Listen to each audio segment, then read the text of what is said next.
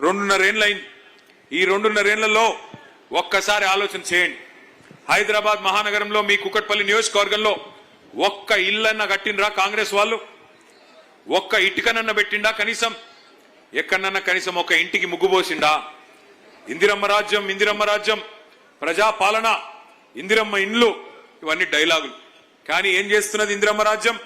ఇందిరమ్మ రాజ్యం అంటే శనివారం ఆదివారం వచ్చిందంటే ఇండ్లు కూలగొట్టే రాజ్యం, హైడ్రా పేరిట అరాచకం చేసే రాజ్యం ఇందిరమ్మ రాజ్యం. గుర్తు తెచ్చుకోండి, ఎక్కడో కాదు, మీ కూకట్పల్లిలోనే మీ ఎమ్మెల్యే గారు పిలిస్తే నేను వచ్చినాను. బుచ్చమ్మ అని చెప్పి ఒక మహిళ, బుచ్చమ్మ ఒక మహిళ, పాపం ఆమె ఇంటి మీద నోటీస్ వేసినారు హైదరాబాద్, నీ ఇల్లు కూలగొడతామని చెప్పి. ఆమె సొంత ఇల్లు కూలిపోతుందనే బాధతోని వాళ్ళ బిడ్డ ఇంటికి పోయి బాలానగర్లో ఆత్మహత్య చేసుకున్నది, ఉరిబోసుకున్నది, భయంతోనే చచ్చిపోయింది.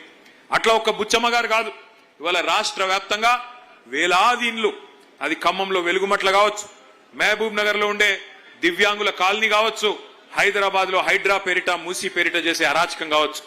కట్టిన ఇండ్లు ఒక్కటి కూడా లేదు హైదరాబాద్ లో, కానీ కూలగొట్టిన ఇండ్లు ఎన్నున్నాయంటే వేలాది ఇండ్లు. ఇవాళ గరీబోళ్ల ఇండ్లు, గరీబోళ్ల కొంపలు ఇష్టం వచ్చినట్టుగా ఈ 2.5 ఏళ్లలో కూలగొడుతున్న ఒక చెత్త ప్రభుత్వం, దుర్మార్గమైన ప్రభుత్వం కాంగ్రెస్ ప్రభుత్వం. నాకంటే బాగా మీకే తెలుసు, పెద్దలు కేసీఆర్ గారి నాయకత్వంలో ఆనాడు పేదవాళ్ళని కడుపులో పెట్టుకుని చూసుకునే ప్రయత్నం చేసినాం.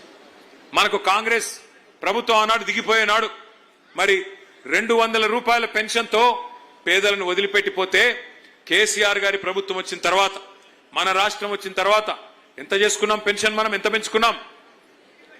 ఎంత అయింది గట్టిగా చెప్పాలా? 2000 చేసుకున్నాం. 200 నుంచి 10 రెట్లు పెంచుకొని 2000 చేసుకున్నాం. మరి రేవంత్ రెడ్డి ఆ 2000 తీసుకునే పేదవాళ్ళందరినీ బుట్టలో వేసుకోవడానికి, వాళ్ళ ఓట్లు దండుకోవడానికి ఏం చెప్పినాడు ఆ రోజు? అత్తకి 4000, అత్తకి 4000, కోడలికి 2500 అన్నాడు. ఒక్కరికన్నా కనీసం 2.5 ఏళ్ళు అయిపోయింది, ఒక్కరికన్నా 4000 రూపాయలు ఎక్కడన్నా వచ్చినాయా?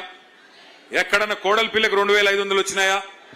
నేను మన్నీ మధ్యన మన కార్యకర్త ఒక ఆయన పెళ్లి చేసుకుంటే పెళ్లికి పోలేదు, ఆ తర్వాత సూర్యాపేట పోయినప్పుడు సరే కొత్తగా పెళ్ళైంది కదా ఆశీర్వదిద్దామని వాళ్ళ ఇంటికి పోయినా.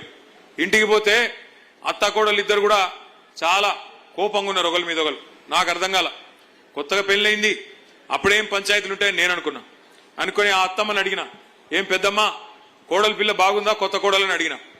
ఏం కోడలన్నా వస్తే 2500 తెస్తుంది అనుకున్నా,